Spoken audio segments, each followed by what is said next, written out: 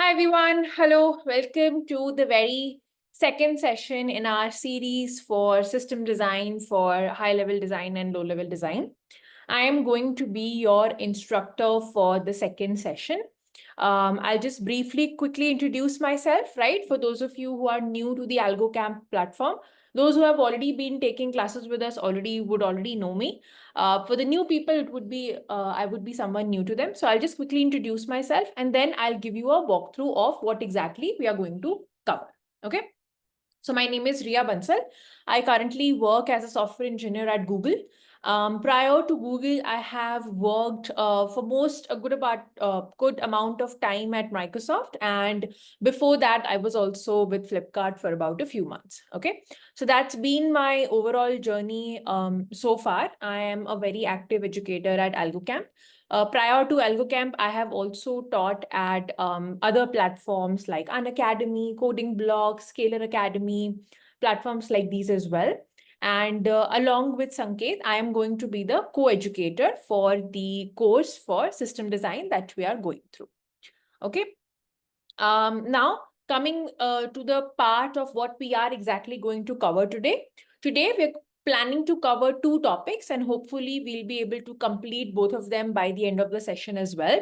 The first is going to be domain name system. I feel like on a very high level overview, everybody would know a little bit about domain name systems from their computer network classes. We're going to go a little deeper into that, first thing.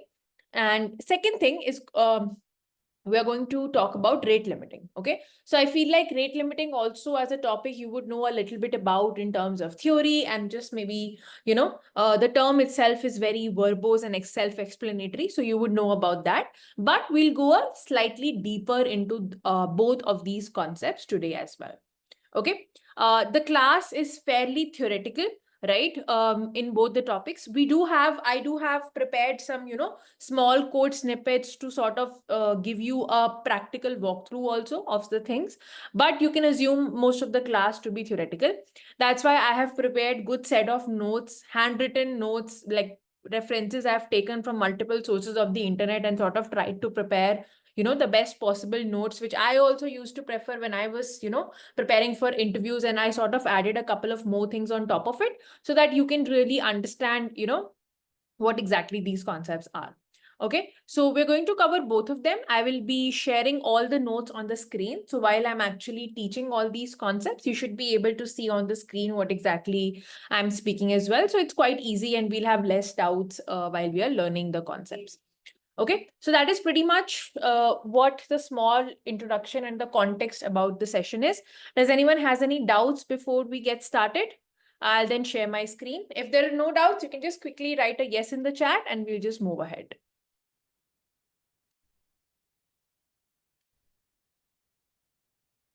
Yes? Okay.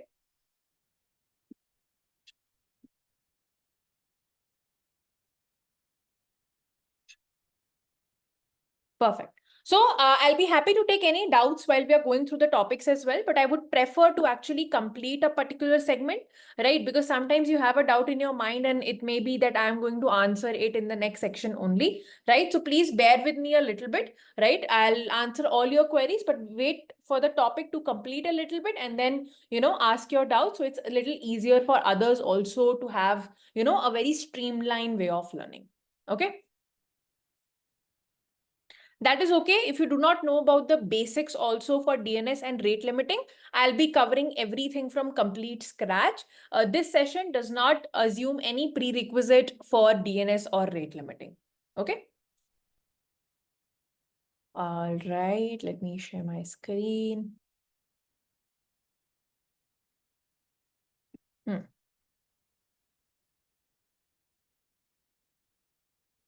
Let me know when it is visible.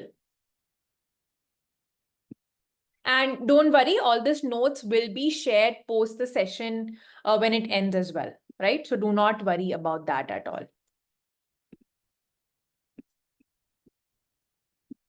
Okay, let me open the chat window. Okay, so let's first start with DNS, right? And then we will move to rate limiting after that. Okay, all right. So everyone has used a mobile phone, right? Let's consider we have a mobile phone, right? And where every user is sort of associated with a unique phone number, right? Each one of you owns a mobile phone and every one of you have a unique phone number associated with it, right? Now, initially, what you might do is you will try to memorize these numbers, right? To call your friends. For example, Vishnu in our class wants to call Kaustubh, right? So Vishnu will first try to memorize Kaustubh number, and it may be easy also to memorize one number, right? But as Vishnu makes more friends in the class, it will be very difficult to actually keep track of all those contacts and to basically remember the phone numbers as well, right? And then what happens is a phone book comes in handy, right? Which basically keep tracks of all your contacts so you can easily find and dial the numbers whenever needed, right? In a very similar way, computers do the same exact thing. Okay, so we'll take this analogy and put it into the concept of DNS, right? Computers also cannot remember all the IP addresses, right? Or I would say rather, computers are identified by IP addresses. For example, my system is having a unique IP address. Your all machines will have unique IP addresses as well. Okay, so for example, if I do 104.18.2.119, it's an IP address, which is a unique address which every computer or every machine has. Okay, and when you want to visit a website, the underlying communication which happens when I am trying to access, let's say, google.com, right? It happens through these IP addresses. Okay, but as you can see, every IP address is not something that you can remember very easily. It's practically even more difficult to remember these compared to phone numbers, right? And it's not practical for humans to remember these strings of numbers for every website, right? For example, any website that you go to, what we do is we have domain name systems which come into play, which are nothing but a internet phone book. Okay, they simply maintain a record of domain names and their corresponding IP addresses. Simple as that, right? So DNS is something which is sort of going to keep a mapping, right, for the domain names. For example, it's very easy to remember www.google.com, right? Or it's very easy to remember algocam.io, right? But the IP where that particular website or that particular machine on which that server is running is very difficult to remember. So we maintain those mappings, right? And DNS, domain name systems, is what practically does the job for us. Okay. So by definition, we can say that domain name system is a system that translates the human readable domains, for example, any, I would say, website into a IP address. So when you actually write, let's say, algocam.io, right, it does not really just directly goes over there. There is a DNS server that sits in between, does the conversion for you from google.com. The DNS server tries to find the mapping for that domain name to that IP address and then redirects you post that. I'll show you a diagram also to understand the whole flow. But we can say domain name system is actually that whole system that translates the human readable domain names to IP addresses, using which then the computer sort of creates or communicates through those IP addresses. Okay, so it's like a phone book for the internet, helping users reach websites without actually needing the need to remember those IP addresses. Okay. And the service of DNS is quite transparent also. Whenever you enter a domain name in the browser, right, the browser will translate that domain name to an IP address by basically, requesting the DNS infrastructure. So DNS infrastructure has that internet handbook, right? So the browser is now going to request basically the DNS infrastructure. The DNS infrastructure is going to return the relevant IP address. And once you have the desired IP address, the user request is then forwarded to the destination server, right? And this entire operation is performed very quickly. You might feel like there are a lot of calls over here, you requesting to the browser, browser requesting to the DNS, DNS returning back with the response, and then the browser hitting that IP, but it's actually, performed very, very quickly, right? We'll see later how the concept of caching also sits in DNS, which make things a lot faster, but you can understand the entire flow of how the requests are being mapped. Clear to everyone so far with the basic definitions of what exactly a DNS is?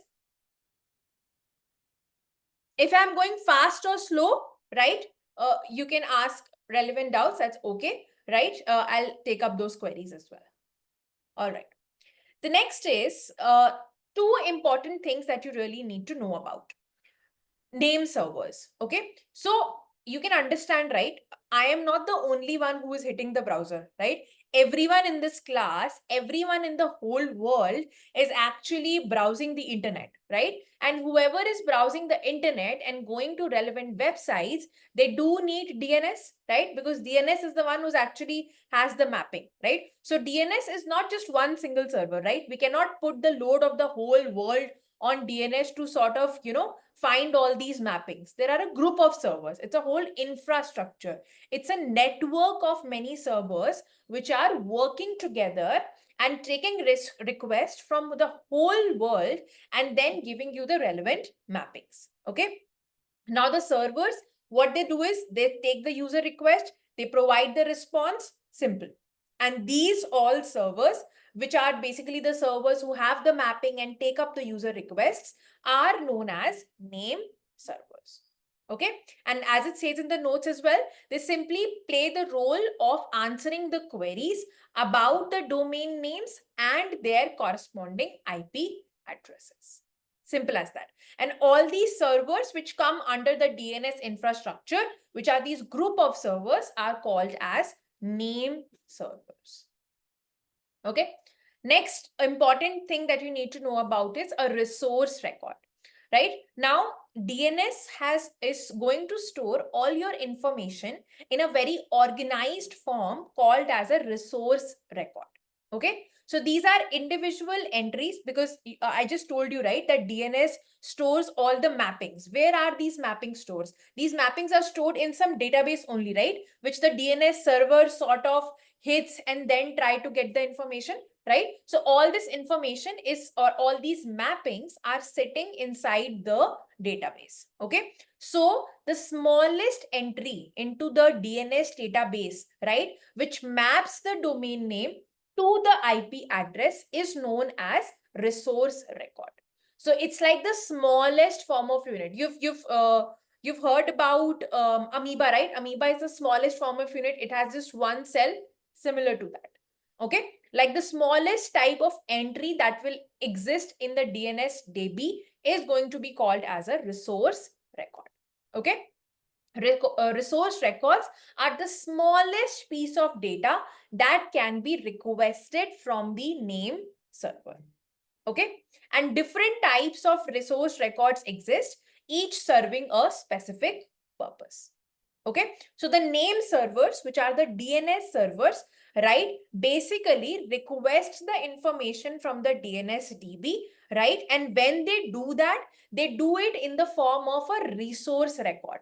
Okay. So basically the communication between them happens through it. So resource record is that smallest unit, right, which basically exists.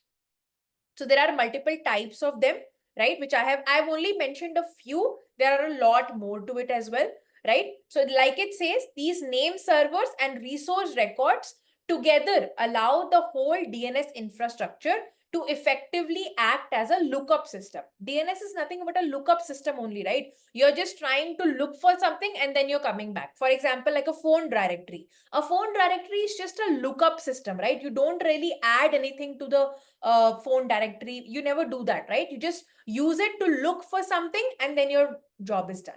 Similarly, DNS is also a lookup system, right? Which helps basically users to reach the right websites or the services on the internet. Okay.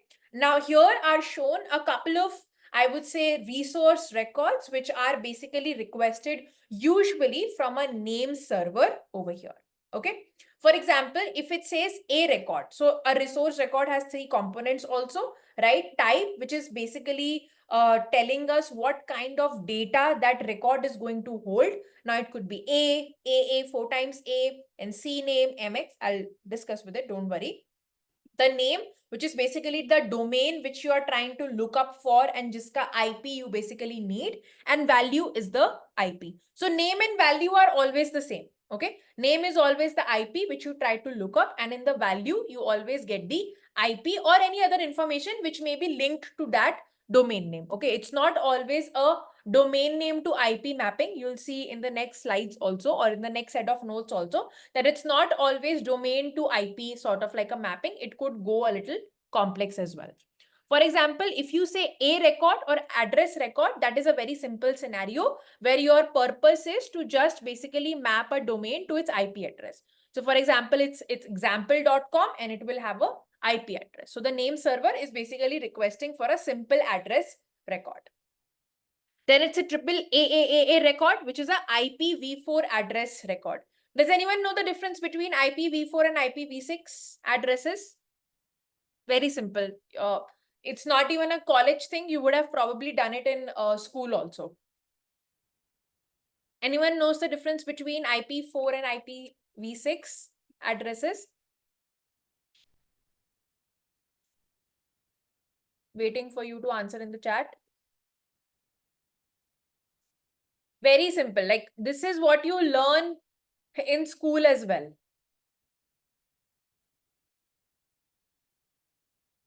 Okay, Kennel, very good. Yes. See, IPv4 and IPv6 are both the address schemes which are used to identify devices on the network, right? Every device has a unique IPv4 address, right? Anything that is connected to the internet has a unique IP address, okay? Because like every phone number has a unique, every mobile has a unique phone number the moment you buy a SIM. Similarly, the moment a system gets connected to the internet, it has a unique IP address. But then why two IPv4 and IPv6? Okay. IPv4 is going to consist of 32-bit address, okay, which is basically divided into 4 octets separated by dots, okay.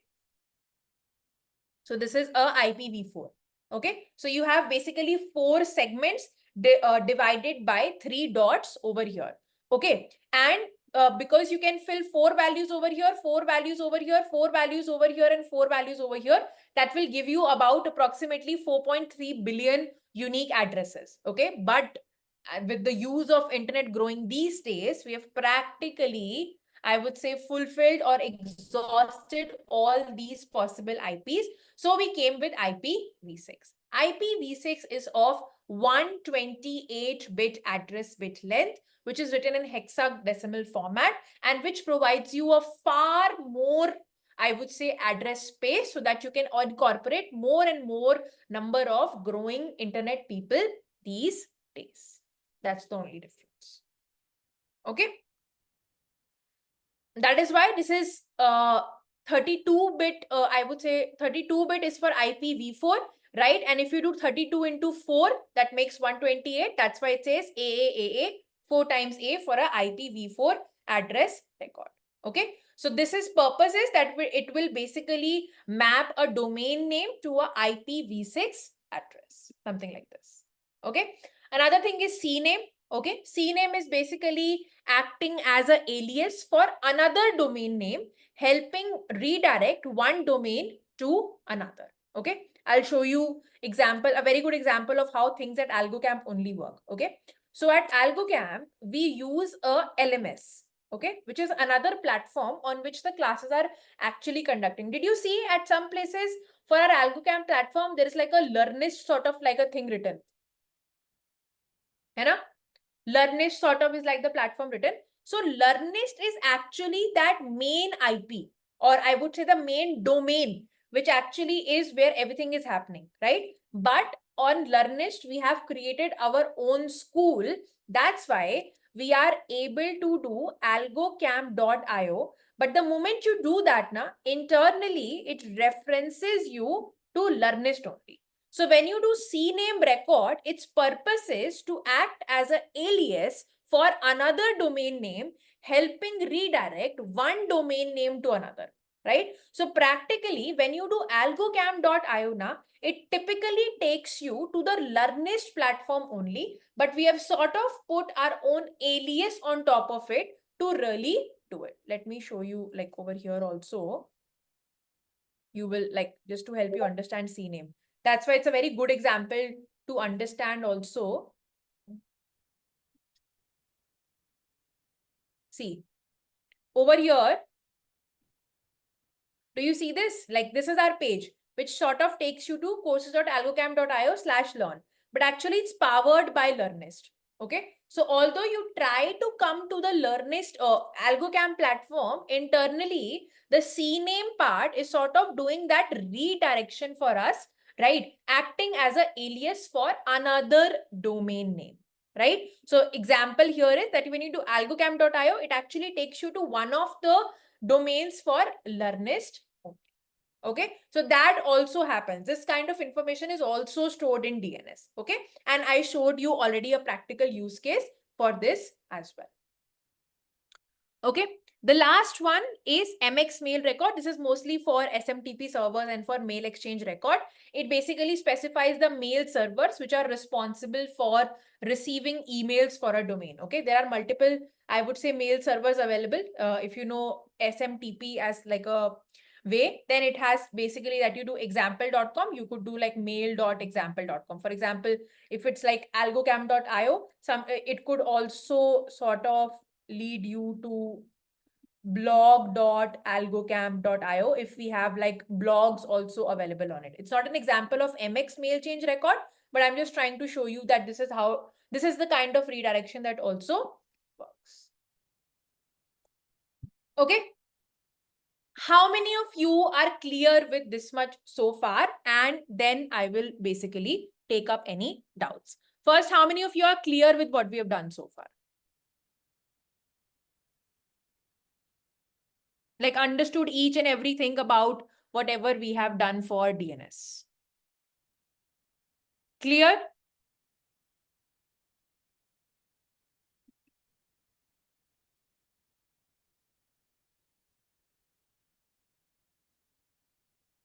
Chalo. Up chat में there are a couple of questions, not a lot, a few questions. Let's try answering them. I think you all be able to answer them as well. Okay. Okay. Somebody has asked a question. Will the IP of a device change every time when the device changes network or connects to the internet? What do you think, guys? Very simple question. Simple question पूछा है. I think Diven Katesh ne, I'm sorry if I took your name wrong, that does the IP of a device changes every time when the device either changes the network or connects to the network? Yes. The IP address of a device can change when it connects to a different network or reconnects to the internet. Okay?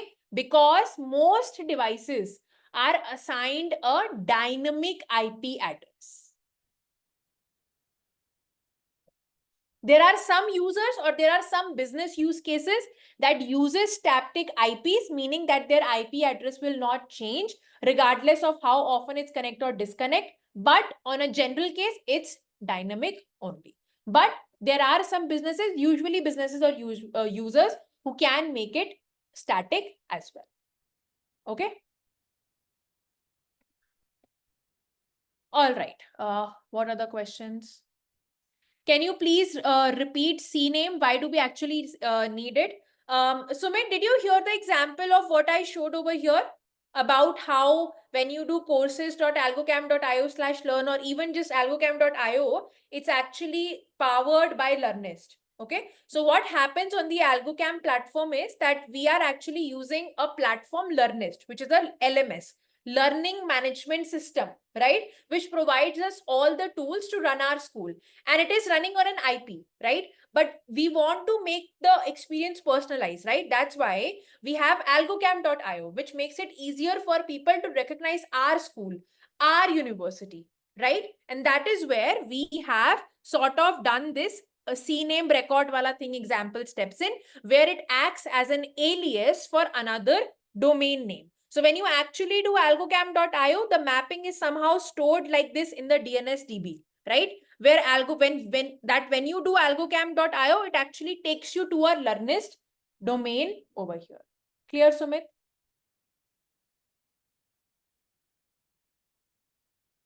Okay. Another question. People getting confused between a record and this. Second. Acha, I'll quickly answer that. How many bits are there in IPv4? 32. Let's call it as an alias A.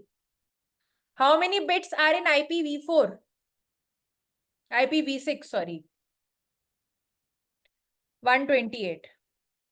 So, can I not call it 34 into 30? Sorry, this is 32.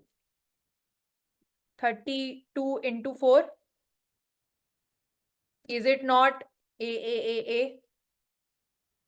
Come on यार. इतना तो हमें smart बनना है classes में अगर हमें system design के इंटरव्यूज क्रैक करते हैं. समझ आ गया? Clear to everyone?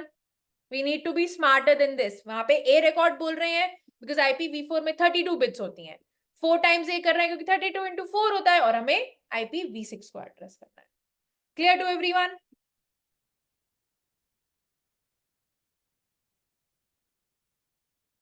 यस? समझ आ रहा है? ठीक है. तो this is a very high level overview for what domain name systems are.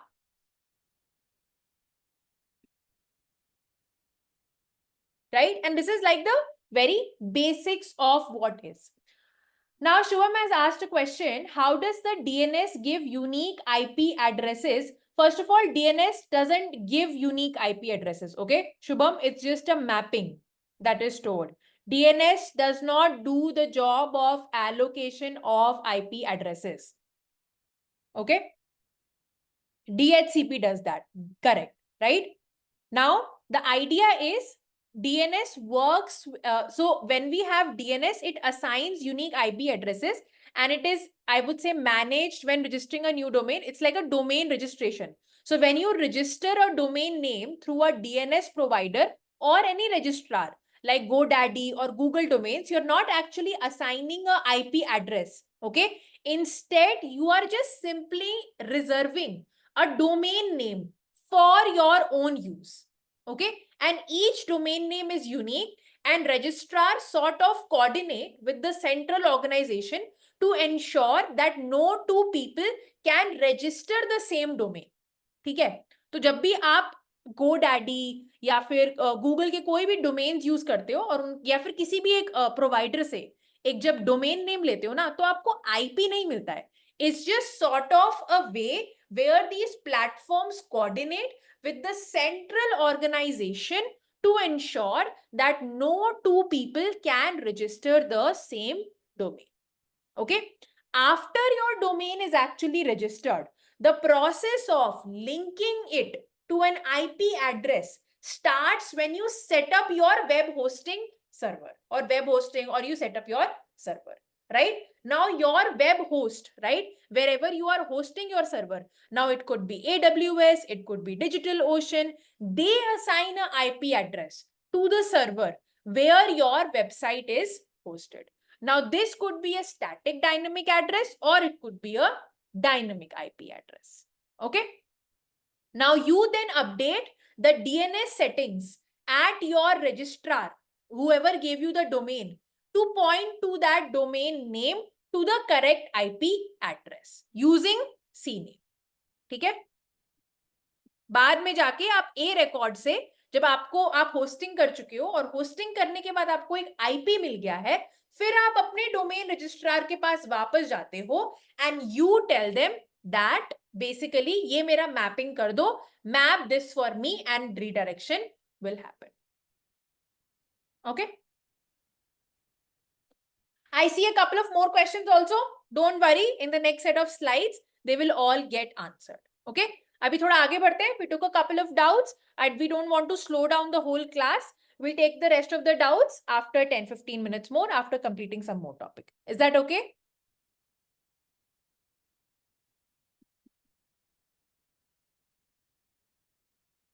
Everyone, yes, no?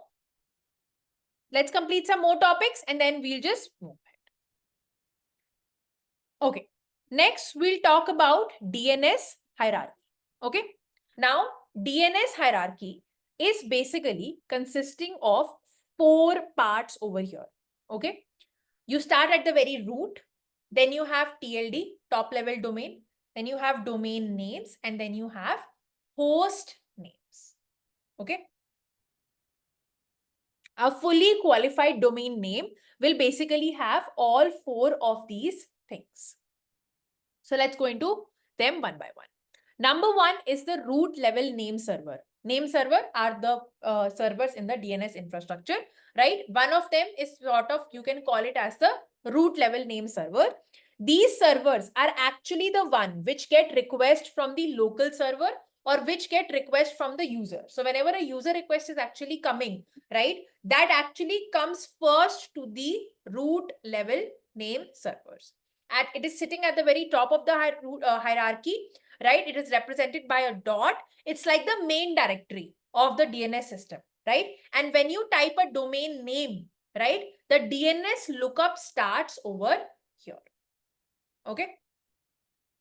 Then we have top level domain. It is situated right below the root level, right? Top level domains constitute, I would say, like one level lower bifurcation of domain names, right? It basically includes widely recognized extensions such as .com, .net, .org. So for example, now I do www.algocamp.io, right? So IO is one of those, I would say, bifurcation that could come. Or let's say I do www. Let's say, google.com. So we have sort of started classifying, right, and started going into one of these branches. Okay, so we are sort of branching out and eventually we want to reach to one particular domain name which is like fully bifurcated and uske corresponding हमें IP मिलेगा, right? So जो lookup होता है ना, जैसे let me give you an example. When you look in a dictionary, okay, आप dictionary में कैसे ढूंढते हो? I have to look, for example, a word, any word, screenshot, right? So I will start with S. I will reach the section which has all the S words, right? Then under that, I will go, there is SA, SB, SC. I will go to SC. Similarly, like that, I will try to distinguish, right? That is what is similarly happening over here as well. Okay, that we're trying to, I would say, break down that domain so that we eventually reach to a particular key and uske corresponding we have the IP address. Okay, so top level domain servers exert authority over these domain extensions, offering critical information. So you must have done this in school also. Whenever there is like a website which has a .com on it, right, which is amazon.com, right, instagram.com, that means it's a commercial website. So whenever you're trying to look into a particular DNS lookup like this, it tries to sort of put authority onto what kind of website or domain you're looking into. Okay. You do edu, that's an educational website. You do .net, that's a network organization. You do gov, that's like a government organization. And MIL, it's a military website. Okay. So at top level domain, this is sort of like the branching that you will reach at. Okay. Then you go into second level domain.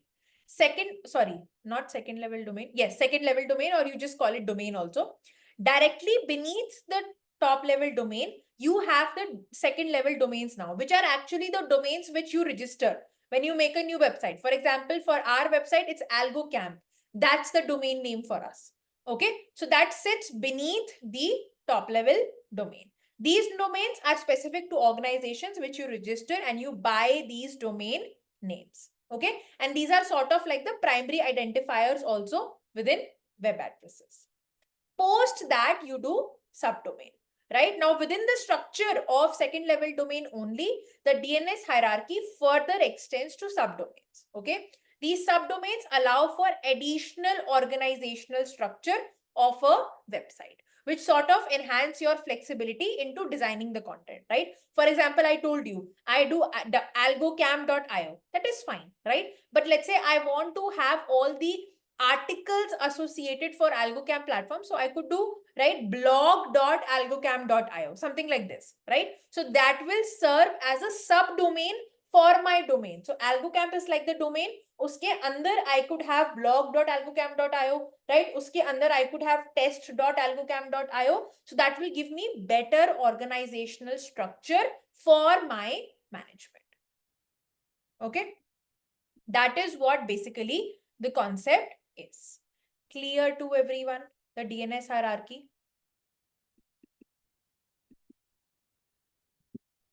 Ayushi, domain names and usernames are very different, right? Username is not really a domain on Instagram.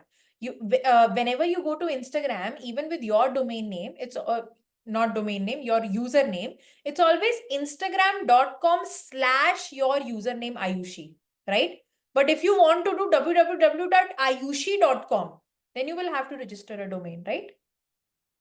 Domain names and usernames on Instagrams are completely different thing. Okay. When you take a username on Instagram, you don't really get www.ayushi.instagram.com. No, right? You always have instagram.com/Ayushi. That's like a API redirection or like a URL path. But if you do www.ayushi.com, that's a domain. Okay.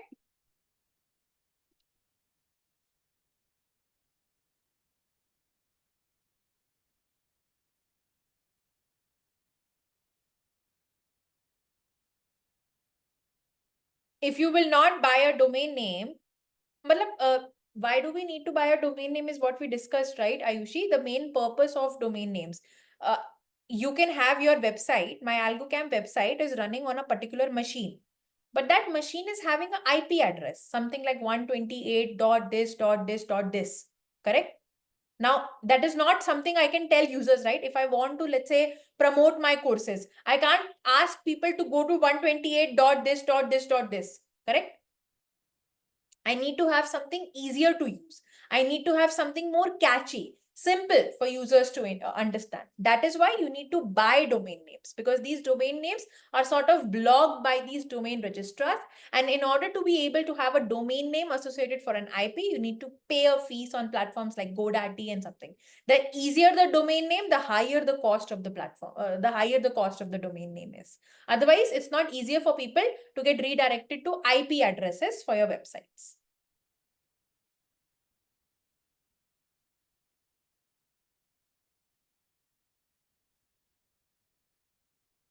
Okay, if you want, you can like try to see this diagram also.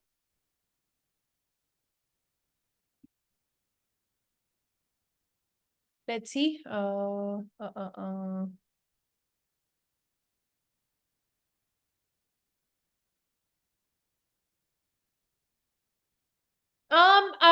Harivardhan says, what does .io mean? .io is not really something like, it doesn't have like a meaning as such. IO domains are sort of now these days very widely accepted by the tech companies and web applications, especially startups, because they seem very trendy, or you can say modern or innovative. Many companies do .io. That it's more, I would say, a readable format for some companies compared to .com. Right. Other reason is .com domains are very, very expensive, right? So people then try to go for .io domains also, which are slightly cheaper, but it doesn't have like a hierarchy as such at top level domains. Okay.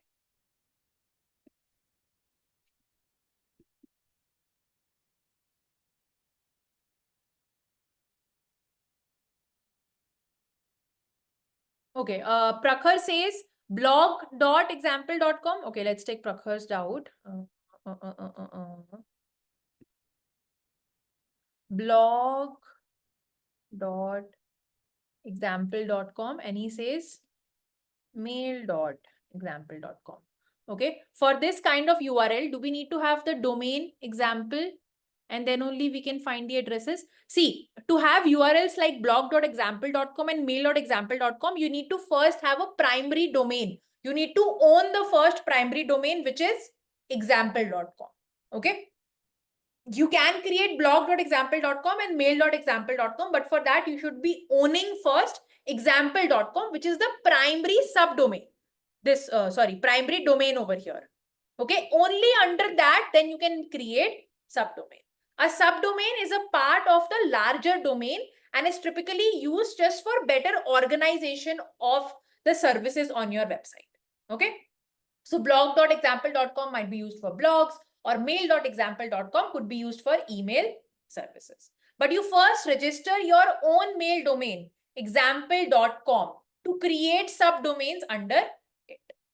Clear, Prakhar? Samad says static versus dynamic IP. How will they identify if they had dynamic IP? I did not understand your doubt, Samad. Static IPs are IPs which are fixed. So there are a bunch of users, or there are a bunch of businesses which do have static IPs that would not like their IPs to change if they connect to a different network. And dynamic IPs are the ones which could change if you move to a different, or if you connect to a different internet, or you disconnect and you come back.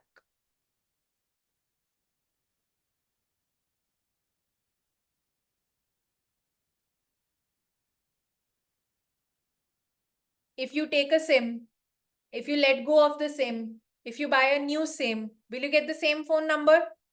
No, right? You'll get a different. And we also need to free up the IPs, right? Most devices. So Samad is saying कि dynamic IPs होती ही क्यों है, right? Why do we even have dynamic IPs? Why don't just keep every IP as static? Can anyone tell me what would be the disadvantage, or what is the problem with that?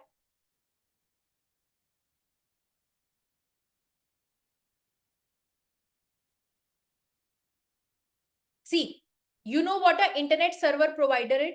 Internet service provider is Airtel, Jio. These are all ISPs, internet service providers, right? They only have a limited pool of IP addresses. Actually, these ISPs give you IP addresses, right? They only have a limited pool of addresses, and these are the IPs that they distribute among many customers. So not every customer really needs a unique fixed IP at all time. Okay. So dynamic IPs actually allow these internet server providers to reuse and reassign the IP addresses as needed. So if a device disconnects, the IP address it was actually having can be reassigned to another device, so that we maximize the use of available IP addresses. Clear to everyone? Samad, clear? Everyone else clear? How many are we going too fast? Is anyone feeling we are going too fast? Is this notes way of learning fine for everybody? Or do you prefer me to like write each and everything? I'm okay with that also. Sanket and I just wanted to try both ways of learning. Sanket tried that way of him writing the notes himself. In today's class, we are trying the way of notes presented in this way. So whatever you're more comfortable with, you can let us know. And moving forward, we can sort of try to keep classes more on that way, at least for theory classes. For practical classes, we have no option but to really draw, for example, when we move to high level design. But here, we can try this way. Clear, everyone? There are 40 students in the class and I see very, very less. Yes.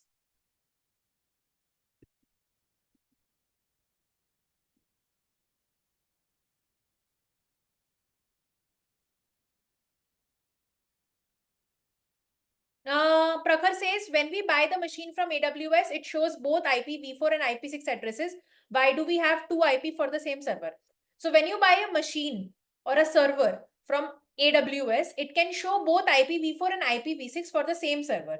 This happens because these two are two different versions of the IP used to identify services on a network, okay? And they coexist sometimes, right? Because IPv4 is something which is older and more widely used, right? However, but due to explosive growth, we had to introduce IPv6, right? And sometimes there is on AWS, I remember there is a concept of dual stack configuration. Okay. So sometimes providers like AWS say that we will support both IPv4 and IPv6 at the same time. Okay. So that your server can communicate over both the protocols, making it more accessible to both IPv4 and IPv6 clients. Okay.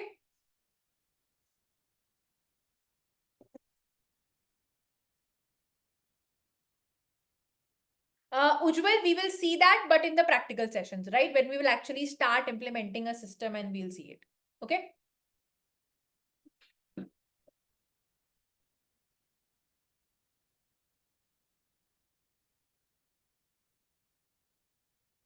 Don't worry, Tushar, that is going to come.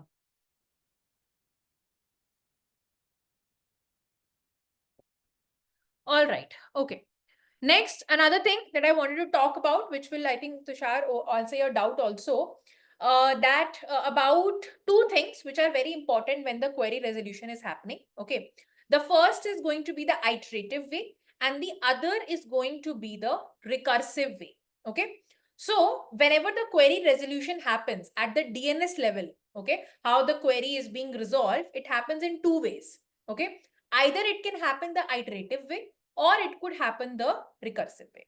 In the iterative way, what happens is the local server will request the root server in the DNS hierarchy. Then the root server will request the TLD. And then the authoritative servers, or basically the domain servers, will come into the picture.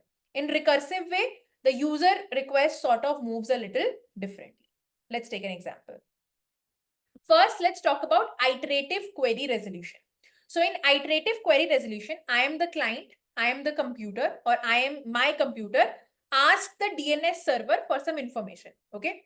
And the server responds with either the final answer, okay, or it tells you the next server to ask that information. For example, I've written a beautiful example over here also. You want to find a book in the library. You go to the librarian, right, which is the DNS server. You ask for the book, and then the librarian say, go check section A. You go to section A, there's another librarian sitting over there, and they say, now go to shelf 3. Now you follow the directions and you find the book yourself, right? And you reach the book. Okay. So here the key idea is that it's sort of like a linked list. Okay. The client does the part of following each pointer over here. Okay. It's like a step-by-step approach. Let's take a real life scenario of how it happens. For example, on the browser, you write www.example.com. Okay. Your computer's DNS resolver will ask the root DNS server, hey, where can I find .com domains? The root server will say that here is the address where all the .com DNS server addresses are stored. This is that DNS server where all the .com addresses are there. Okay. Then what you will go is, you will actually ask the DNS server, right? It will respond you that this is the location of the DNS server. You will then go to that .com DNS server and say, where can I find example.com? Okay. I want to find the IP for it. And then here it will have the final IP for you. Okay. So what happens is your browser is actually going from one DNS server to another to actually ask for the information. Okay. So your DNS resolver does all the asking and gathering of the addresses. You can see over here on the left-hand side over here. Let me see if I can zoom it a little. So this is request 1. This is your client's network. You make a call, number 1, to the local ISP server, okay, which is your internet server provider server. Then it basically redirects call to the root name server. The root name server responds back saying that these are where .com addresses are stored. Okay. Then it goes for the .com DNS name server, which is the TLD name server. It goes and asks where basically .com is stored, and then it comes back with the information. And then when you know where the particular IP is, right? For example, you want to know for algocam.io, you want to find that information. And once you find that final information, then you go to that particular server where the associated IP you were able to find in TLD only, and then you go to algocam.io, fulfill your request, right? The IP is found, return to the ISP server, and it is the response is given to the client. Clear to everyone? Tushar, does the flow make sense now? The reason why I was not giving a demo is because I wanted to make sure both of the flows you guys understand. Yes, Naveen, you'll get all the notes. Do not worry. That's why I've prepared good set of handwritten notes so that you can sort of, go ahead and use these later as well and just like quickly go through them. Okay. Second way, I hope you are able to sort of understand here only, is basically the client just asks the DNS server for the information and DNS internally does the job of finding the information for you. So it will just keep you on hold. It will go look for that book itself in the library. Okay. So in the same library, you ask the librarian for a book, but this time the librarian actually goes searches in all the sections for that book themselves and just then gives the book back to you. Okay. So if you do example.com into the browser, your computer sends a request to a recursive DNS resolver. This resolver takes over and then contacts the root server. Then on your behalf, it will then contact the TLD server as well and then give you the final information, which you can see over here. Right. Number one is contacting the local ISP server. This is a recursive query, root name server. It will not return you anything. It will automatically redirect the call to the TLD server. The TLD server will then redirect to call to the final place. Authoritative name servers are those final locations where the mappings are actually stored. It will then return you the final IP, which is returned to TLD. The TLD will return that IP to root, and the root will then return the IP to the ISP, which is the internet service provider, which will then return the IP to you, and you will basically be able to connect to algocam.io. Clear to everyone?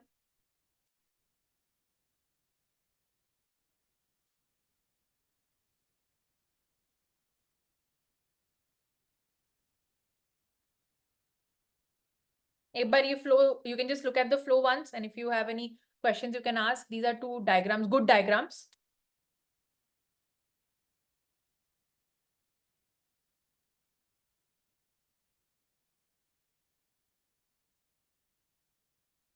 Just like go by numbers and see the flow once.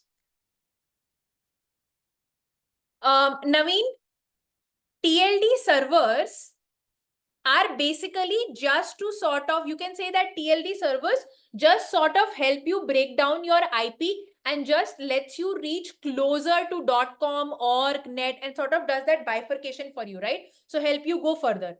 Authoritative name servers are the servers which actually have that mapping stored. Okay. Authoritative name servers are actually containing the actual DNS records. I told you, right? A record, MX record, CNAME records. Those are the ones which have the final specific domain name and can provide you the final answer. TLD just does that .com, edu, IML kind of like a branching for you. Okay.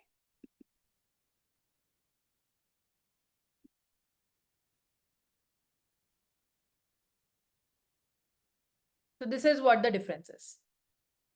So in DNS, I told you there are two ways, recursive or iterative. They are both different methods, but they work sort of in like a complementary way only, right? You can see finally you're going to get the same thing, right? But it's just a different way of how these, I would say, comparison is working. Okay. If you like to compare iterative and recursive, I would say the recursive queries are far more efficient for the end user, right? Just say for the perception of, I would say, speed. If you're using recursive DNS, it's faster because the resolver, right? I would say your IP DNS, not you, your IP DNS or the Google's DNS server is actually handling the entire process and returning the final answer to you. Okay, this means the client only makes one query to the DNS server and then the resolver sort of handles the complexity. Okay, whereas in iterative, it's more, I would say, work on the client. That's why we'll see the concept of caching also after this. But yeah, this is what the idea is. If you really want to see on your own machines now, what you can actually also do is something like this. So this is like a command which is available on Mac. There's a similar command which is available on Windows also, which you can see as well, right? Which will sort of help you to understand, I would say, the process better of how this lookup is really happening. Okay. So you just have to do one simple thing. Let me just like, okay. I hope this is visible to everyone. We do www dot, sorry, we do dig www.google.com.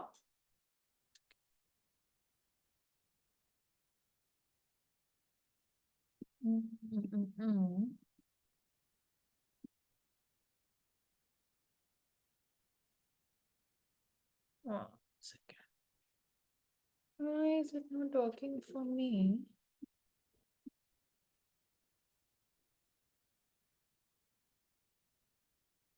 Mm, mm, mm, mm.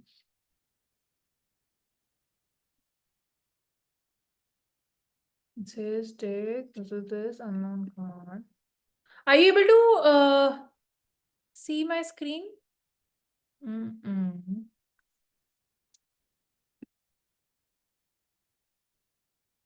Oh, 1 second. I am in the CLI environment. That's why it's not working. Take it. Let's now. I was under a particular DB when I was trying to do it. Okay. Now, this is the response over here, right? So what actually happens is the moment you do dig www.google.com, right? This is what is the typical response that you actually get, right? Now let's try to see what is really happening over here, and you can try to do it on your systems as well. Okay, so the first thing that you see over here, right? This is basically, I would say, the version of Dig which is being used. Dig is basically a tool. It shows that the query was basically initiated by Debian-based system, okay, and with that specific version of the Dig tool, okay.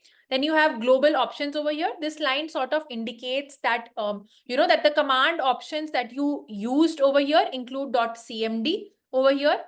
Got answer after that means that the query was successful, right? And the tool received a response from the DNS server. Okay.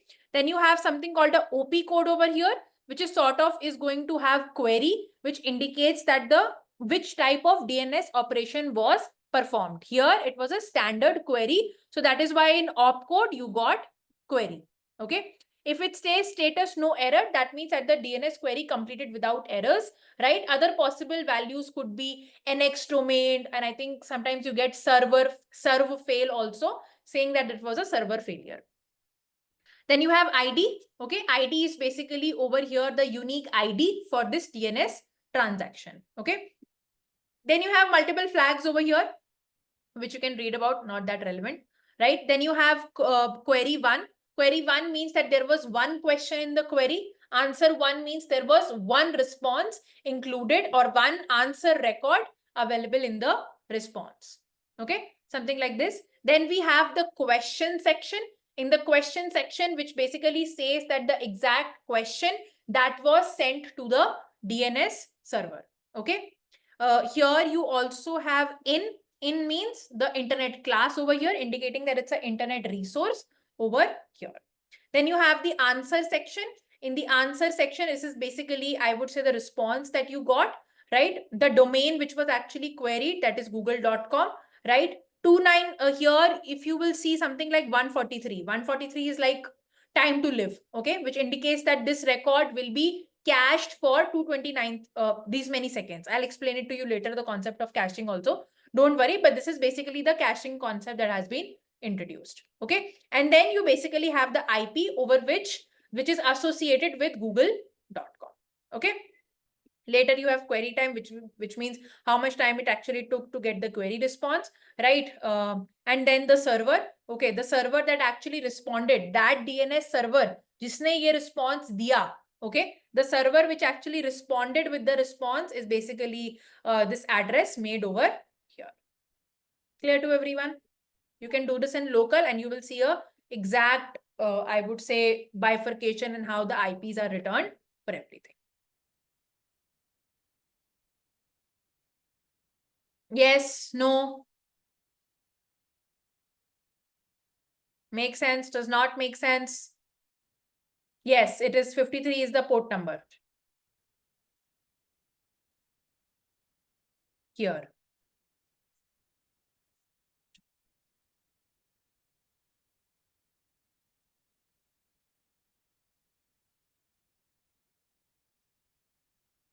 Not that I am aware of, Naveen. You'll have to maybe check. I am not aware of as such any method which will Ujjwal, knowing an IP address of a user is not enough to do hacking. It's a far more complex process than that. Okay.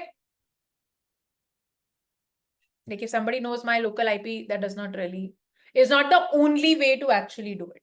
Okay. Or like it's not enough. Clear to everyone so far? Why there are so less responses in the chat? Only a few people are writing yes. Can everybody write a quick yes? Samat, Satvik, Shubham, Shashank, Tushar. I'm going to start unmuting people now and asking questions otherwise. Deepak, Harish, Harsha, Harshit. समझ आ रहा है ना? 80% भी समझ आ रहा है, that is more than enough. Post the session, just go through all the notes and you'll understand things way clearer. Okay? All right. So there's one more thing that is left in DNS, which is caching. Okay. And this is a very like a normal question that people can ask. Ma'am, don't you think like when I, let's say, go to the internet, right, and try to access, I'm going internet and accessing at least like 100 to 100 websites in one go, right? Like, isn't that a lot of overhead on DNS servers, right? And some websites are like google.com, which are such commonly accessed websites. Even algocam.io, the class is happening thrice a week, or let's say the class is happening daily. I'm repeatedly coming to the platform. I'm repeatedly querying the DNS server. Isn't that a lot of overhead, right? Can we not do something better over here? The answer is yes. Okay. Caching is what can help over here in DNS, which is like taking notes to remember an address so that you don't have to ask for it every time. You have to go to your friend's house. First time, you don't know the address. You go ask people around asking for that address. But once you actually reach that friend's house, you forever remember that address, right? You don't keep on asking for it again and again. Similar is the thing which happens in caching in DNS. Okay. DNS caching works very similarly to how you're trying to find the address for your friend's home and then you remember it forever. When you type a website name into your browser, for example, example.com, your computer finds the corresponding IP address to load that website through DNS. That is fine. But the first time you visit it, the computer sends a request to the DNS because they don't have any other option, right? They have to ask DNS. But once your computer receives the IP address, it stores temporarily in its cache, right? So that it saves the time and you don't have to repeatedly request DNS the next time again. Okay. So if somebody asks why is DNS caching useful? First of all, it speeds up the loading process. If you go the website once, you'll obviously ask DNS, but rest after that, you don't really have to ask it. You can, in your own system only, you can first ask your own cache if it's have the IP address or not. If it does, it's a very instant process, making the loading of that website faster. Okay. Second thing is it reduces the traffic also. Like I told you, if everybody on the internet even stays on the internet 1 hour a day, you easily come across 40 to 50, even more websites as well, right? At a particular point of time. Imagine the amount of load you're putting on DNS, right? So to make that process easier, to reduce the traffic on DNS, caching becomes very, very useful because you don't have to repeatedly contact DNS. Tushar, I'm coming to that, which is literally the next topic. Tushar ने पूछा ma'am आप store कहाँ करोगे cash? What is this cache? Where is this stored? The answer is everywhere. Okay, so you can maintain cache basically at 3 levels. Level number 1, you can maintain a browser level cache. Browsers like Chrome or Firefox, they have their own caches. Okay, they store recently resolved IP address for a quick lookup. You can also have caches stored at the operating system level. Even your computer's operating system like Windows or Mac OS also maintains a cache. And then DNS resolver, which is your ISP, Internet Service Provider, or your DNS resolver also maintains cache. Okay. So the overall flow is something like this, right? Let's take the example of caching and how would it work. You open your browser, okay? You go to www.example.com, okay? You go to the browser. The browser does not have the IP or for, I would say, algocam.io. Then it will check the operating system cache.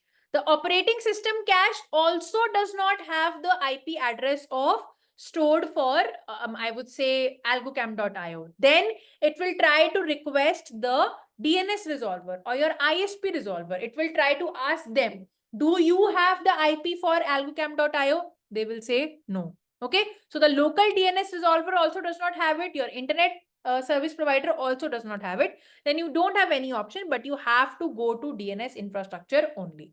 But when you are returning, right, when you actually get a reply from the DNS server, you will keep updating the cache at every level. This is what you can configure on your own level. Either you can update all the caches when you're getting the reply, or you could update a specific cache also, right? But when the response is coming, then the IP address is getting stored in the caches while giving the response back. Okay.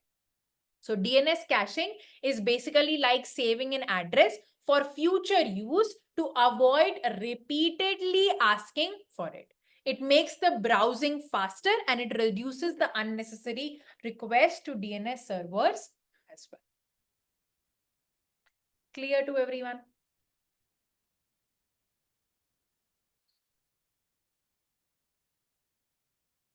Thank you, Mohit. Glad you liked the notes.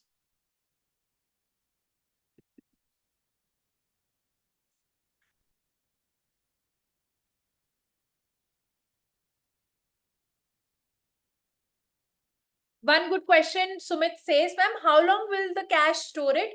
So usually, Sumit, there is like a time to live, TTL sort of like a concept stored. Even you can see here also, this 143. So in the cache, now in the operating system cache, this domain and this IP will be stored for 143 seconds. I think this is milliseconds. I will have to check. Okay. But there is a particular time to live, TTL, till which that cache is storing that information. Okay. Or it could also be like that the more you in operating system, have you guys learned about cache replacement algorithms? LRU, LFU, something like these. It comes in your college curriculum, operating systems. Pretty much the concept is placed over here. That how exactly the cache is being updated. Don't worry, Deepak, I'll share the resources on the chat. Okay. So that topic basically tells about how does a cache basically gets updated, because even there are a lot of IPs, right? The cache also cannot store all the IPs. So how does a cache update when you access more and more IPs is what that algorithm tells you.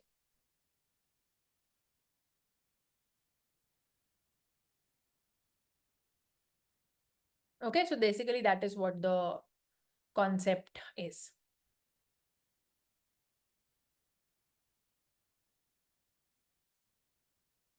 Yes, not just different caches, every information in the cache could also have a different time to live.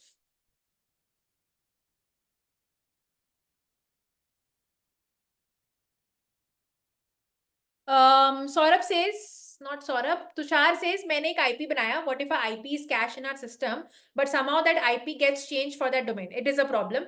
Okay. For that, you sort of do a lot of flushing.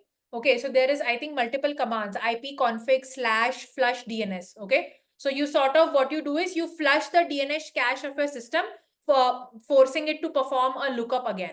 Okay. So it may happen that something is cached in your system and in the reply, you're getting that cached IP, but the IP has actually changed later. You will get a reply, you will get a wrong response in that, like the redirection will not work well. So in that case, you will have to sort of execute a bunch of commands so that your DNS, your local cache sort of flushes all the existing IPs in that and then performs a fresh lookup. I think in Mac, it is sort of like sudo kill all HUP. I'm not sure of the exact command, but something like this, MDN MS responder, something like that. The commands are there, which could sort of, flush the DNS cache on your system, and then you will have to sort of go again. But it's a problem. It's not a very common problem that happens, Tushar, but it can happen. And you have multiple resolver techniques for that. I think, Satvik, that answers your question as well, right? You're basically asking what if an IP changes. So in that case, you have multiple ways to do that.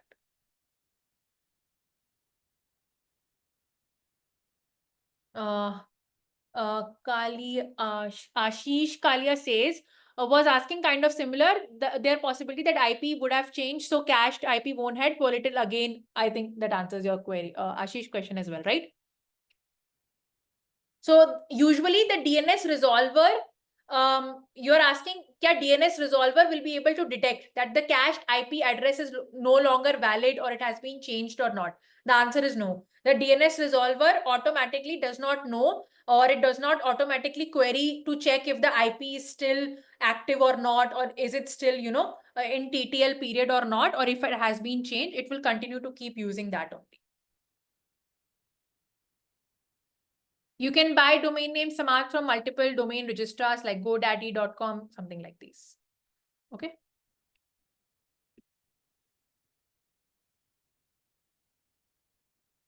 Saurabh, how to actually register a domain is not really a part of the curriculum. To be honest, it's a very, I would say, a simple 2-minute process. You could just go to like GoDaddy.com. There are multiple domain options over there. For example, if you want to buy a domain, let's say, obviously AlgoCamp, you'll not find it, but like algocamp.io, you will not find, right? But you can see that what all domains are available and you just have to go and pay the price. Okay.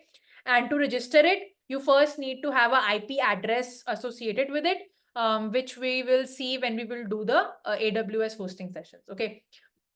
Buying a domain is extremely easy. If you have to register it, it's also a very simple process, but you'll come it when we have something, hosted, or we have like an IP address for a particular server. Okay. We'll see that in the future classes. Don't worry.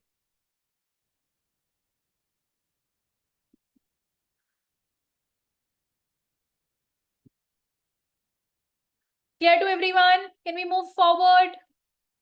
So we are done with DNS. We'll just quickly talk about rate limiting after this.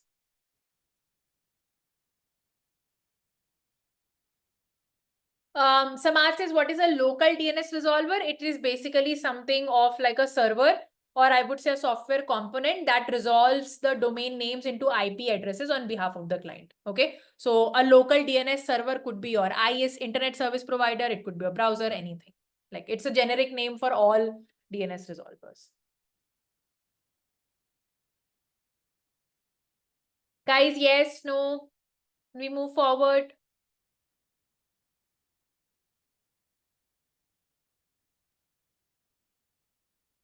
You don't have to buy a CNAME, Satvik. It really depends on what platforms you're really using. Okay. Chalo. Now we are moving away from domain name systems at all. This is enough for you as a knowledge for domain name systems. You don't have to go more deeper into it. Isse zyada nobody asks in interviews also, right? Isse zyada you're not even expected to know in aptitude rounds as well. This much knowledge of DNS is more than enough to get you ahead. Okay. Okay. So next we'll talk about rate limiting. Okay. Rate limiting is a very good way, or I would say a rate limiter is sort of, as the name suggests, is a way to put a limit on the number of requests a service fulfills, right? Somebody was talking about like you could put DDoS attacks, right? What happens is if you repeatedly try to, hit a particular website, you could bring the whole server down. Okay. Because you're repeatedly trying to just access, or you're putting a lot of requests on that server, which could put a lot of load on it, and then that could bring the server down. To solve that problem, we have a concept of rate limiter. Rate limiter may we restrict or limit the number of requests that could come from a particular IP, or we could also restrict the number of requests on a particular API. Okay. So basically it does throttling. So if there are any requests more than the number of requests allowed, I would say more than the number of requests allowed, although extra requests will not be, I would say, taken care of, and they will simply, you will start getting errors on it. Okay. For example, if a client is using a particular services API that is configured to only allow 500 requests per minute, right? It would actually block all the further incoming requests for a client. Just say, take an example of Swiggy. Swiggy Pay, have you guys seen? For example, there is a restaurant. Okay, for example, you want to eat biryani. Behrouz biryani is very famous. Hai na? And sometimes on weekends, they get so many orders. There is so much rush time that they say that currently the store is offline. It will be online after some time. Correct? Hota hai na? वो orders लेना ही बंद कर देते हैं. They stop taking orders on the platform, not just Swiggy, on Zomato also. So what happens is they have already maxed out on the maximum numbers of orders that they can serve in a particular period of time. So that's why they take their store offline and say that will come after some time by taking or by I would say, you know, by fulfilling the existing orders, and then we'll take more orders. Similar is the scenario. Reference समझ आ रहा है? Everyone understands the reference? That we put a limit to the number of requests because we cannot take more requests than that. है ना? So that's what the job of a rate limiter is, to achieve this functionality. ठीक है? So this is the basic rate limiting flow. There are multiple entities in it. Let's talk about it. Client is you, the user, okay, or the system that is making the API request. I hope everyone knows what an API is. Okay? APIs are basically the calls that you make. Okay, so client is basically the ones that is using or making the API calls. The API gateway is sort of, you can assume as that AWS service that handles the incoming request. All the request has to first go to the gateway before it even reaches your backend server. Then there is a usage plan. This is a service which is sitting in between, which checks the API key, whether you have the right authentication and authorization or not. And then along with that, it checks the associated rate limit. That for with this API, do you have the associated rate limit or not? This is like checking your data plan. ठीक है? मतलब जब भी आप data access कर रहे हो, first your data plan is being checked. Do you have enough GBs left to access that or not? Similar. ठीक है? Usage plan checks whether there are associated rate limits with that API or not, and can you really make the request? Okay? The quotas and the rate limits. Then the rate limit and the quota. This is the having the actual rate limits. Okay, how many requests per minutes can be made? How many requests in a total day can be made? Okay, for that particular API. Then you have two options. You can allow the request or you can deny the request. If you allow the request, okay, that means the backend will then fulfill the request and give you the response. If you throttle the request, that means you have reached the rate limit. That means a throttle request is giving a response is given back to the user, usually like a 429 code that your request is throttled. We are not taking more requests right now. So this is the whole rate limiting flow. Clear? When we will, in our backend course, right? When we make systems, for example, in the backend course, when we make the Uber systems, right? And when we make, I think in the Uber project also, in the movie booking project also, we have done a full implementation of the entire API rate limiting this way only. Okay, I'll show you a code snippet in this session also, a small code snippet, but you'll understand. Yeah, in the flight booking also, we have done the rate limiting part. Okay, the airplane booking system that we made, there also we did rate limiting. Okay, so common question which people could ask, why do you really need rate limiting? Very simple. Rate limiter is generally just a defensive layer, okay, for services so that they avoid the excessive usage, okay, intended or unintended. Anyway, we don't want irrelevant request on the servers, okay. So it sort of prevents the services from abusive behaviors so that they don't target the application there, okay. And we have sort of, and we avoid the DOS attacks also, which sort of, you know, makes sense. Acha, one more example I'll tell you. Have you seen on internet banking, if you enter the password wrong more than 3 or 5 times, then it doesn't allow you to do it. Even on HDFC net banking, if you enter the password wrong 5 times, na, it will say try again after some time. Because it feels that it is, you're sort of trying to do a DOS attack or you're trying to sort of play with the system. A very good real life example of rate limiting. Okay. Even if not just on HDFC, on any other platform, if you will put a lot of repeated wrong request, either it will detect a security threat and ask you to change the password, or it will try again, or it will say try again after some time. Example of rate limiting. Okay. So again, why do we do rate limiting? To prevent abuse. We don't want DOS attacks on our systems. Resource management, right? Sometimes we want to make sure that everybody gets a fair chance to have their request being taken care of, right? So we don't really want things happening again and again. So that's why we want to do good resource management, and no one client should have a monopoly over all the requests that they're making. Okay, that's why we do. Cost control.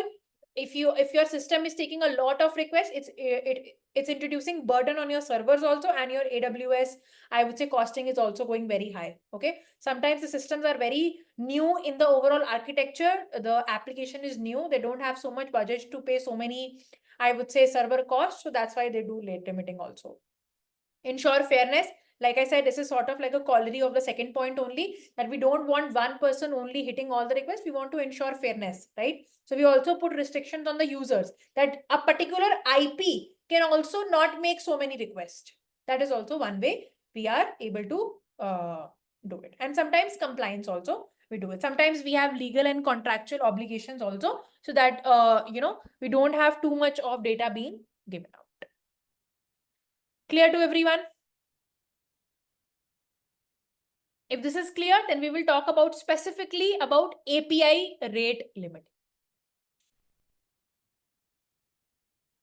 Samad, you can do the rate limiting nudging on your backend level also, and in your AWS configuration also. It can happen at both places.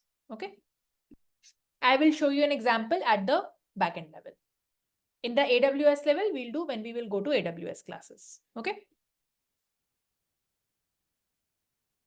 All right. So let's move to API rate limiting. So in rate limiting, if you are specifically putting limits on APIs, okay, that for this API, it cannot take so many requests. That's API rate limiting. Okay. It is a technique to control the number of requests a client can make to a server within a specified window. Okay. So I have an API, let's say /users. Okay. I want Prakhar to only be able to make 10 requests on this API in a particular 60 seconds. Okay. Then I want Kenan also to be able to make only 60 requests or 10 requests in a particular 60 seconds duration window. Okay. That is what is API rate limiting is. You control the number of requests a client makes to the server within a specified window. For example, you have an API which has a rate limit of 100 requests per minute for unauthenticated users and a higher request of 1000 requests per minute for authenticated users. Okay. You can do it API based or URL based. For example, /API/users may have a rate limit of 50 requests per minute. Anything you can do.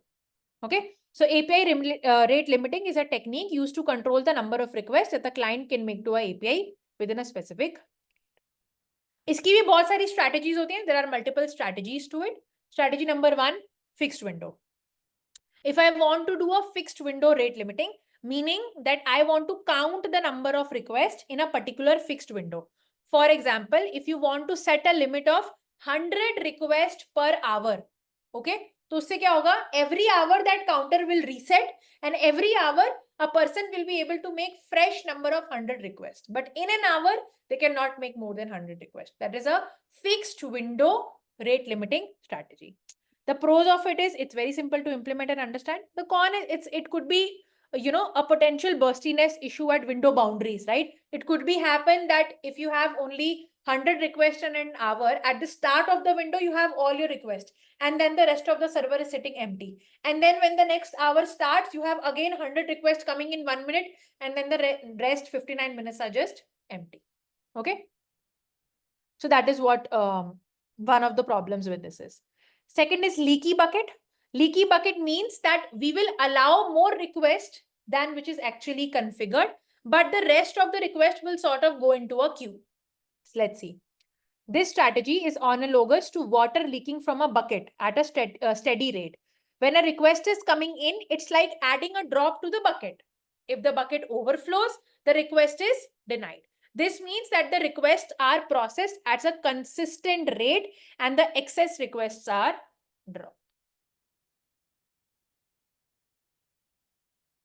Okay. So pros is it's simple to understand and implement. Okay. And the con is that it also lead to loss of some requests, which sort of bursts the existing traffic. So you can create a bucket capacity of 10 requests and the bucket leaks at the rate of 1 request per second.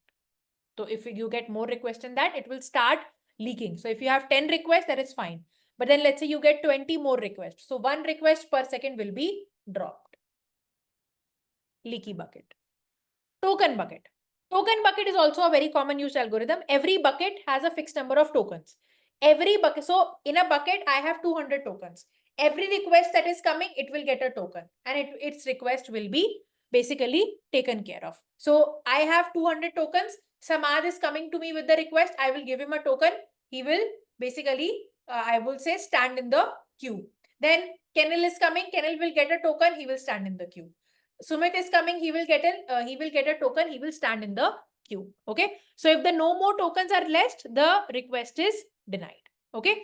And then the tokens are replenished as a fixed rate again similarly. Okay. So when your tokens are finished, then you will get a new set of tokens over here.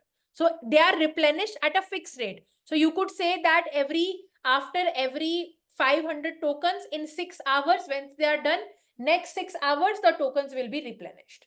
Something like that. Okay. So the bucket has a capacity of 10 tokens and a refill rate of 1 token per second. So I'm initially starting with 10 tokens, and at every second, I will add one new token to me. Okay. This is what token bucket is. Then we have request quotas. In this strategy, you assign a quota to a user or API keys. For example, each user has a fixed quota of 1000 APIs per month. When the quota is exhausted, you will either not be denied or you will charge the request. You know platforms like MailChimp? MailChimp में क्या होता है? आपको in a month you get, let's say you can send 1000 mails to the users, any mails that you want to send. Okay, MailChimp sort of does that automation for you to send, you get mails, right, from Myntra, from e-commerce websites. Those are all, I would say, scheduled mails, right? So platforms like these allows you to send those mails, but they have a limit. Okay, they will only say that at the pricing of 200 rupees, you can send 1000 mails. If you want to send more mails, you have to pay higher. That sort of is request quota is. Clear to everyone? If you want, I can just show you any, and then you can just read the notes if you want.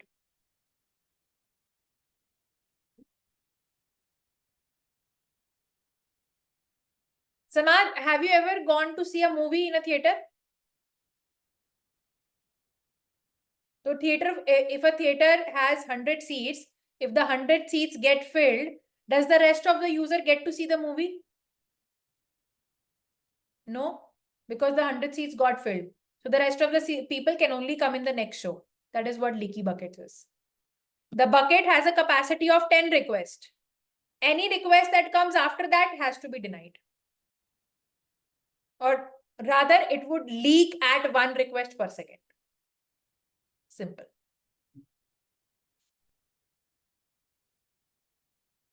Clear to everyone?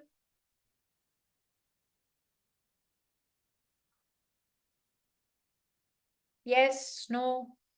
Samajh aaya? Then I will show you a code example so that we can put the entire story that we learned today in one place.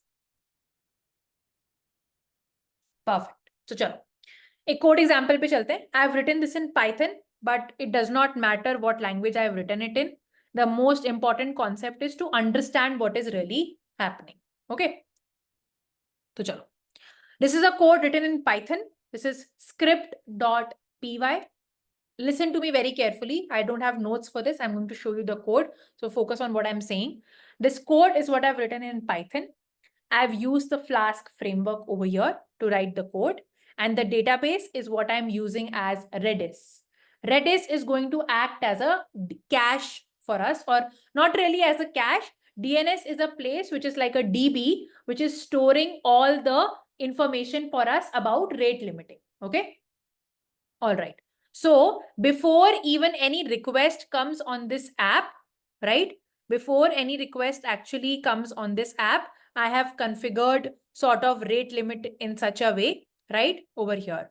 I am basically saying that whenever a request is being made by a user, so our request will look something like this. I have created Postman also. See, this is the server, localhost 5001, where basically, please focus on here, everyone. 5001 is basically the server where it is set up. Here I have set up the server app.run over here, which is running on port 5001 in my local. I have set up the API/users. This is a simple API which gives you a response, a string. returning a list of users. Clear everyone so far? A project written in Flask, a simple API setup in it, which is /API/users, right? And the whole application is running on port 5001. Clear? Good. I also have a Redis DB setup. So let's start Redis over here. Let's see if I can start also over here. So Redis CLI is running. I am pretty sure Redis server is also running for me. I think it is brew services, Redis start, I think. Yeah.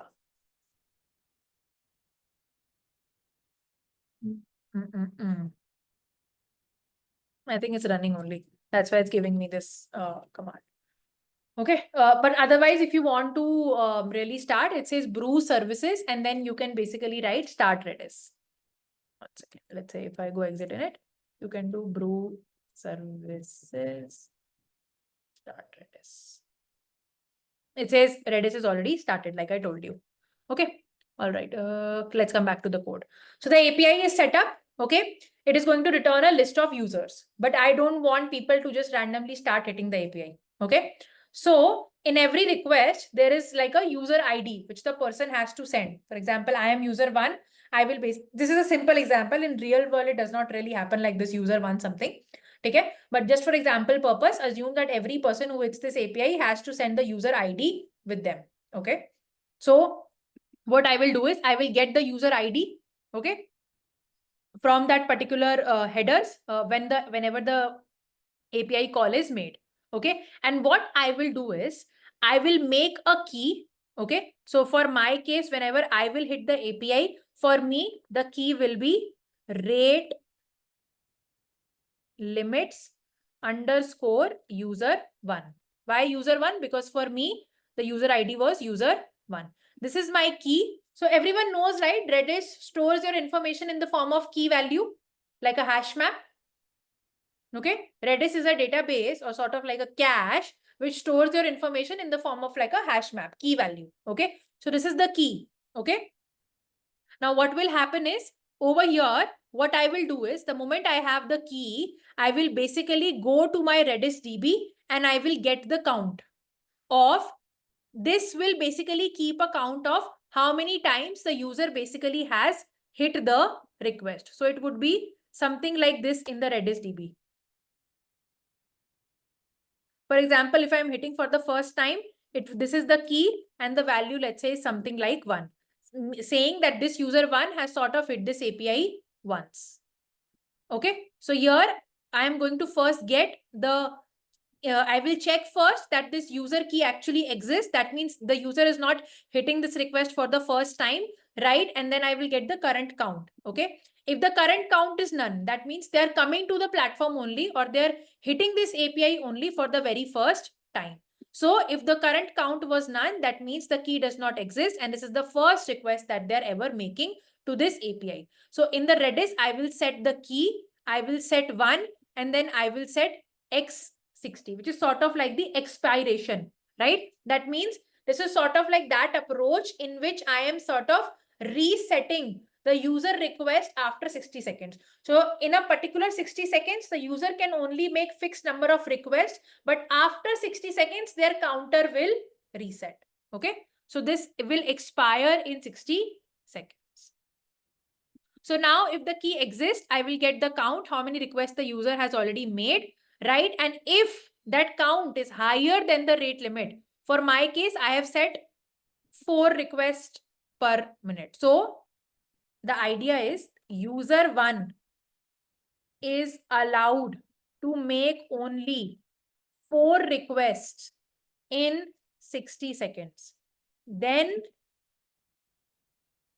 the counter starts again after 60 seconds. So in the next 60 seconds, they can make next set of fresh 4 requests. Okay.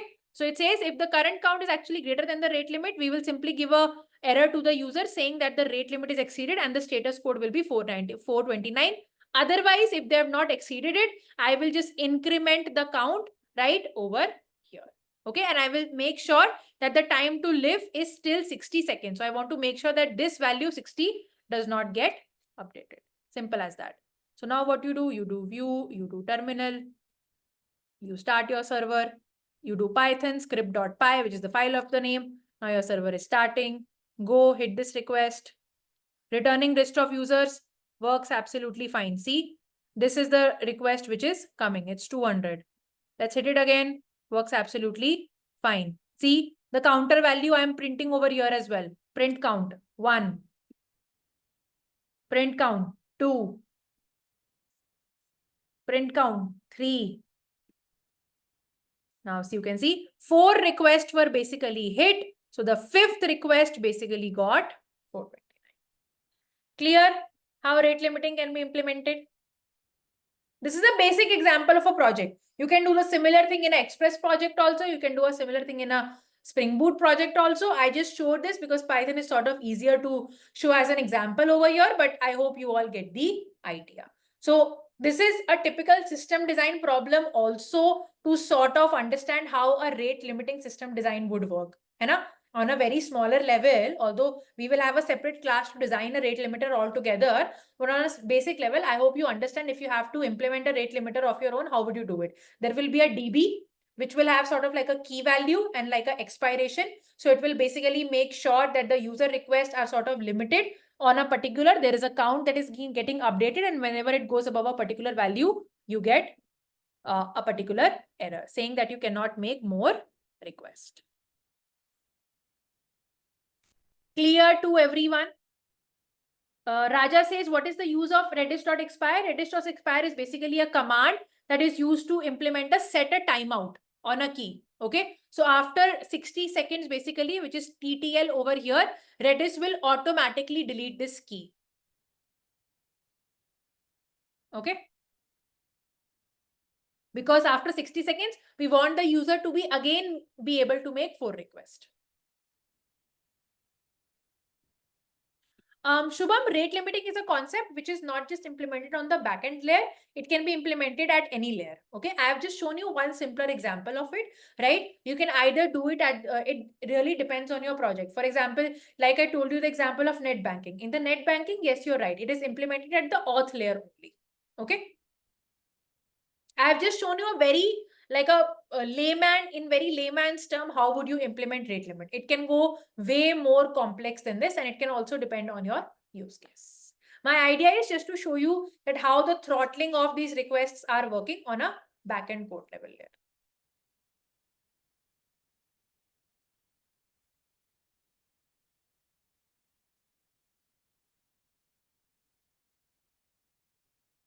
So basically what happens is, I'll show you Ashish over here as well, that here it is showing currently 429 too many requests, right?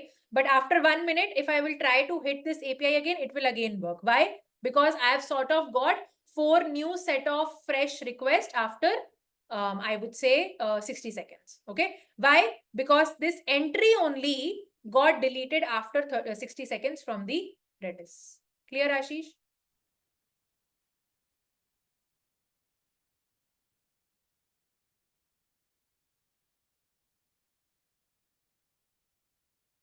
Krish, where are we resetting the time to live?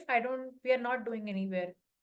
Line number 32. Line number 32 is incrementing the key. So first time it is 1, then it is 2, it is 3, and then it is 4. It is not,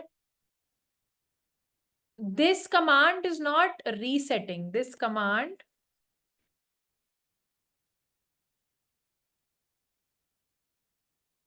will delete this entry from the Redis DB after 60 seconds.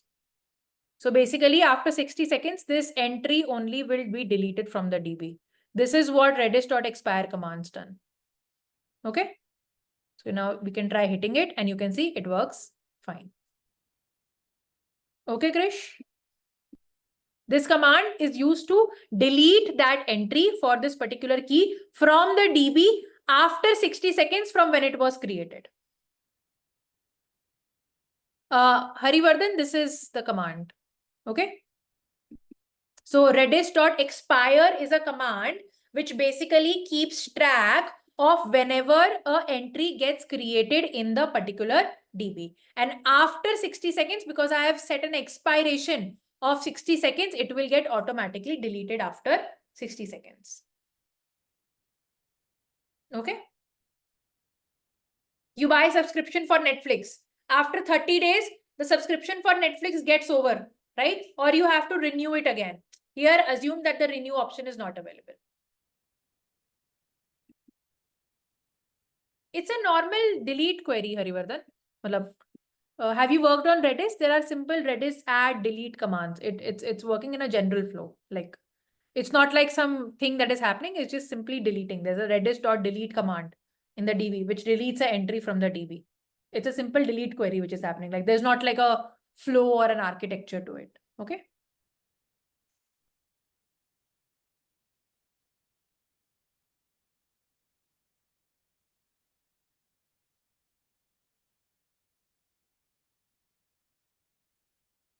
Divenkatesh, Redis is sort of like a cache only.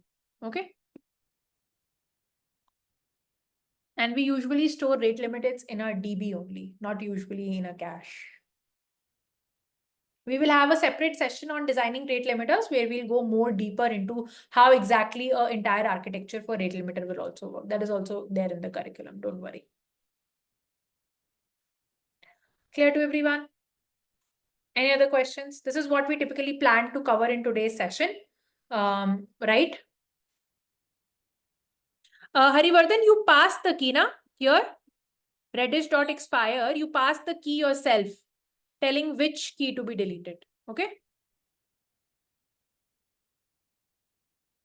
Or it could be following a general, like a garbage collection architecture also inside to clear the caches.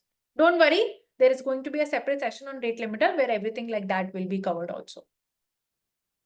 You can use any DB, Ujjwal, over here. I've just used Redis as an example because it was already there in my system and it was already installed. So I used Redis. Feel free to use anything that you want. This is the DB is not of relevance over here. The idea is to understand what exactly or how exactly rate limiting works. The DB could be anything in this case.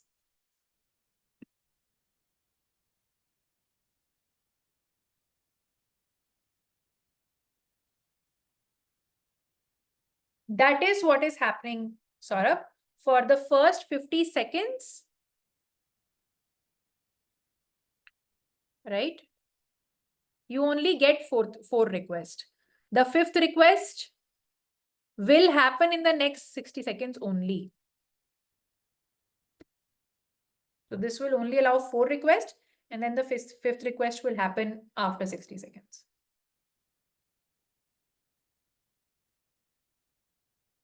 Like I said, Samad, this is just an example to show how rate limiting works. When you design an actual rate limiting system, you can implement rate limiting not just at the backend code level, you can implement it at the API gateway layers also, at the authentication layers also, anywhere you want. This is just to show you how exactly the concept of rate limiting works, or internally how a DB would store information, and then we try to do rate limiters. Okay. We will have a separate session on designing an entire rate limiter in itself, where we will understand this in more detail.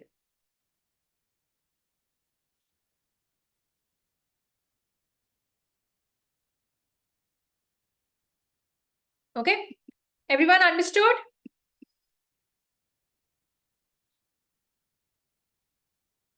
Clear? सब कुछ समझ आया?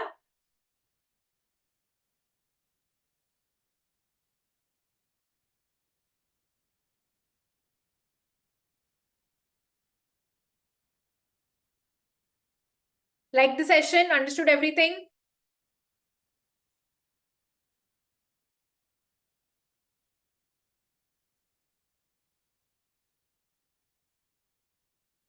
Tushar, every server instance has a different IP address.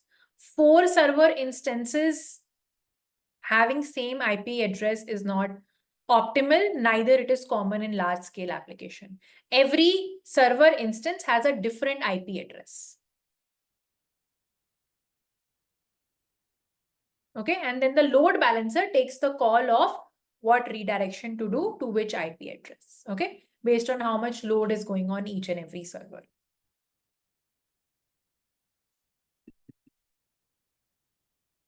Ashish, was the session not pictorial enough? Like, I felt it was decently pictorial. Did you guys feel like you needed more images in this? This was a fairly theoretical topic. So even if I would have drawn, it would have taken the same amount of images to help sort of understand this. I mean, I felt it was pictorial enough and we had like relevant diagrams over here to understand the whole flow.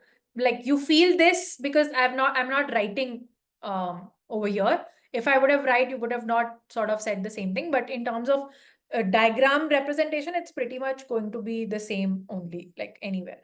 But yeah, if you want, we can try a little bit more in this case. All right, should we then close the session?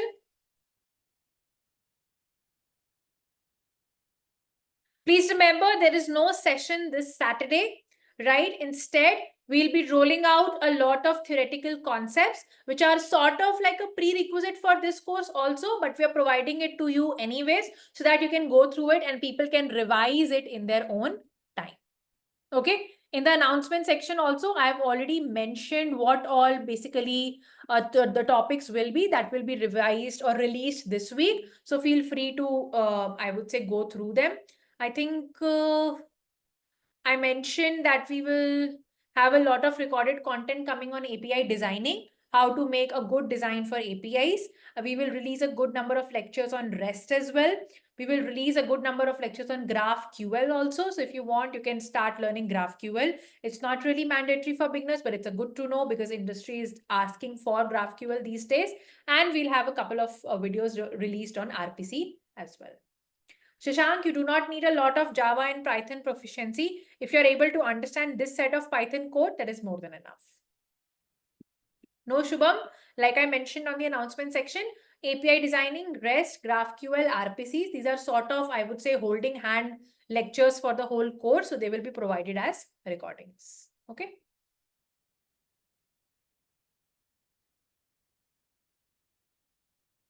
What we are doing right now, Raja, is not really asked as such in interview rounds for system design, whether you're appearing for data scientist or, whether you're appearing for, let's say, any not product management of a software senior SWE role. These are more or less, I would say, holding hand topics, right? Which are good to know and which could be asked as a side questions in the interview. Okay. As in when we'll move into the more concepts on this course, we'll go deeper into what exactly system design is. These are the topics that you should know because they are important and time and again these terms will be used in the course. When we will get the recorded videos for section 1, Harivardhan, all these topics are done like latency, throughput, proxy, latency and throughput. Sanket has already covered this in last session, right? So mostly those will be just uploaded with notes.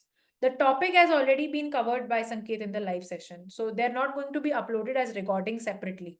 Okay.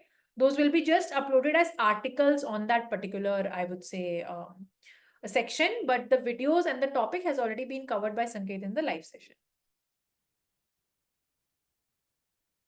Sure, Harshit, we'll do that. If it is not covered, Samad, it will be covered in the future sections and we will keep realigning and redistributing the sections. Yes, Tushar, we are going to cover that.